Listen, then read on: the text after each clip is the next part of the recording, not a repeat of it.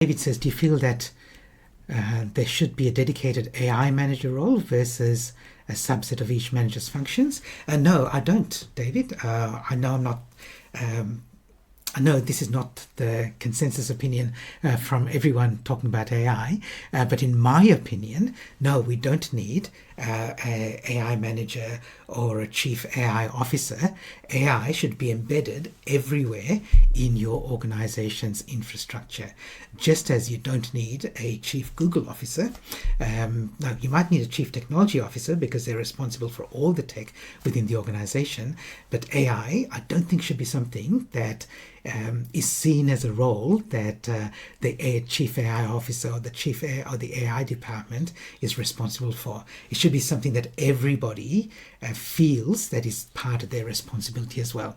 In the same way as when I first started work in the 1990s, R&D or innovation was the R&D department's responsibility, but now innovation is everyone's responsibility, and I think the same should be true of AI as well.